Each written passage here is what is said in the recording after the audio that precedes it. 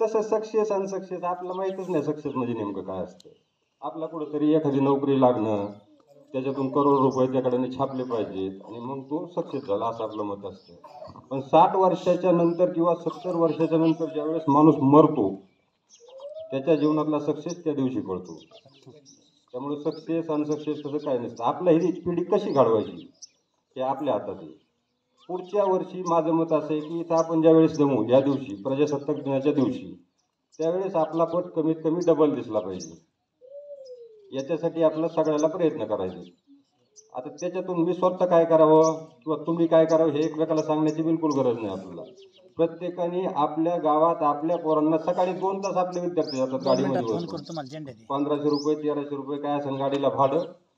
त्या लहान लेकरांचे हाल आपण त्यांचं बालपण हिरावून घेतो सगळे. ते आपल्या लक्षात येत नाहीये. 2 तास सकाळी ते लेकरं गाडीत असतात, 2 तास येताना गाडीत असतात. गाडीमध्ये 2 तास प्रवास केल्याच्या नंतर आपल्याला वेदना होतात हे आपलं समजतं. पण त्या लहान लेकरांचं त्यांची थंडी 5 वाजल्यापासून लेकरं आणि त्यांचे आईबाप तयार असतात. इथल्या शाळेत का नसतात?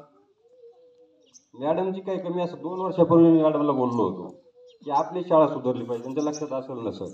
सरपंच अशोकने एक दिवस विचारलं होतं मला, नवीन ज्यावेळेस तो सरपंच पदावर उपसरपंच पदावर त्यांच्या पत्नी आल्या होत्या त्यावेळेस, की काय करायला पाहिजे. त्याला माझा पहिला शब्द होता, काहीच नको करू 5 वर्षात, फक्त शाळा सुधरव.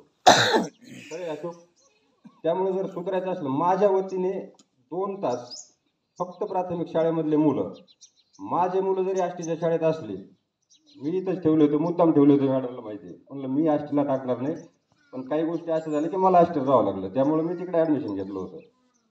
माझे मुलं जरी आष्टीच्या शाळेत असले तरीही मी 2 तास माझ्याजवळ त्यांना येऊ देणार नाही.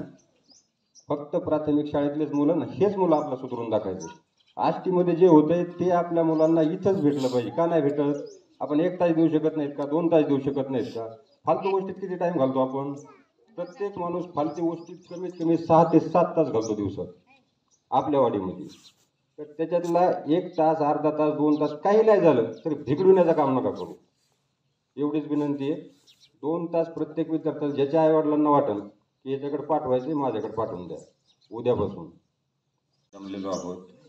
सगळ्यात मूळ म्हणजे प्रजासत्ताक म्हणजे काय हे समजणं सर्वात महत्त्वाचं आहे. प्रजासत्ताक त्याच्यात 2 शब्द आहेत, प्रजा आणि सत्ता. प्रजेची सत्ता असणं याला म्हणायचं प्रजासत्ताक. 26 जानेवारी 1950 पासून आपलं संविधान पूर्णतः लागू झालं आणि त्यानंतर ठरलं इथून पुढे जे आपले राज्यकर्ते येतील ते सत्तेवर येताना प्रजेच्या सहाय्याने येतील, म्हणजे प्रजेच्या मतदानाने येतील. त्यामुळे आपण काय म्हणतो प्रजासत्ताक. ही झाली पहिली गोष्ट. दुसरं, आपण या ठिकाणी जमलो असताना आपण आपल्या शाळेची परिस्थिती पाहतो. ज्यावेळी आम्ही शाळेत होतो त्यावेळी लाईन एकदम फुल भरलेल्या असायची. आज आपले विद्यार्थी फार कमी आहेत. 4 वर्गामध्ये 17 विद्यार्थी. त्याला काहीतरी कारण असतील. बाहेर गावी आपले लोक बरेचसे राहतात, बरेचसे विद्यार्थी आष्टीला शाळेत जातात. त्याचं कारण सांगितलं जातं की शिक्षण व्यवस्था इथं ठीक नाही. आणि दुसरी गोष्ट, फिजिकली ज्या गोष्टी पाहिजेत, फिजिकली म्हणजे बांधकाम म्हणा काय म्हणा ते असणं आवश्यक असतं. पण मुख्यतः भौतिक सुविधा आपल्याकडे आहेत, विद्यार्थ्यांचा पट कमी आहे. तर त्यासाठी आपल्याला काहीतरी करावं लागेल. आपण त्याच्यावर कधीच विचार करीत नाही. 30 ते 40 हजार रुपये माझ्या अंदाजे प्रत्येक विद्यार्थ्याला खर्च येतो आष्टीला शाळेत टाकायला. किंवा तुमच्या मते काही कमी येत असलं तर ते पण सांगा. तर प्रत्येक परिवाराचे 30 ते 40 हजार रुपये एक्स्ट्रा दरवर्षी चालले. त्याच्यातून किती विद्यार्थी सक्सेस होणार आहेत, किती सक्सेस होणार नाही. सक्सेस होणार आहेत म्हणल्याच नंतर तुम्ही कोणाचं उदाहरण पाहू शकता. सक्सेस नाही होणार म्हणल्याच नंतर माझ्याकडे नक्कीच होतील. त्याच्या तसं सक्सेस अनसक्सेस आपल्याला माहीतच नाही सक्सेस म्हणजे नेमकं काय असतं. आपला कुठंतरी एखादी नोकरी लागणं, त्याच्यातून करोड रुपये त्याकडे छापले पाहिजेत आणि मग तो सक्सेस झाला असं आपलं मत असतं. पण 60 वर्षाच्या नंतर किंवा 70 वर्षाच्या नंतर ज्यावेळेस माणूस मरतो, त्याच्या जीवनातला सक्सेस त्या दिवशी कळतो. त्यामुळे सक्सेस अनसक्सेस तसं काय नसतं. आपल्या ही पिढी कशी घडवायची हे आपल्या हातात आहे. पुढच्या वर्षी माझं मत असं आहे की इथं आपण ज्यावेळेस जमू या दिवशी प्रजासत्ताक दिनाच्या दिवशी, त्यावेळेस आपला पट कमीत कमी डबल दिसला पाहिजे.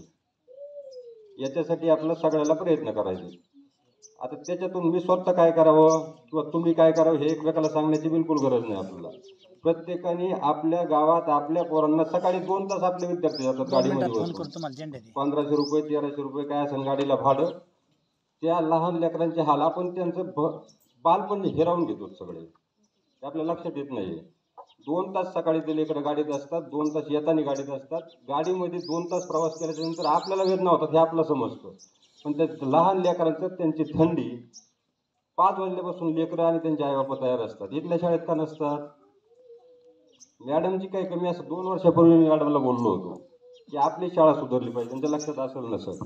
सरपंच अशोकने एक दिवस विचारलं होतं मला, नवीन ज्यावेळेस तो सरपंच पदावर उपसरपंच पदावर त्यांच्या पत्नी आल्या होत्या त्यावेळेस, की काय करायला पाहिजे. त्याला माझा पहिला शब्द होता, काहीच नको करू 5 वर्षात, फक्त शाळा सुधरव.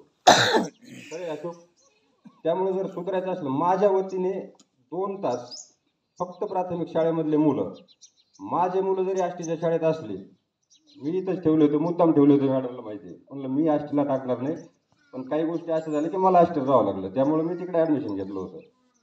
माझे मुलं जरी आष्टीच्या शाळेत असले तरीही मी 2 तास माझ्याजवळ त्यांना येऊ देणार नाही. फक्त प्राथमिक शाळेतलेच मुलं ना, हेच मुलं आपलं सुधारून दाखवायचे. आष्टीमध्ये जे होतंय ते आपल्या मुलांना इथंच भेटलं पाहिजे. का नाही भेटत?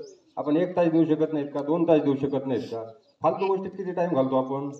प्रत्येक माणूस फालतू गोष्टीत कमीत कमी 6 ते 7 तास घालतो दिवसात आपल्या वाडीमध्ये. तर त्याच्यातला 1 तास, अर्धा तास, 2 तास काही नाही झालं तरी भिगडविण्याचं काम नका करू. एवढीच विनंती आहे.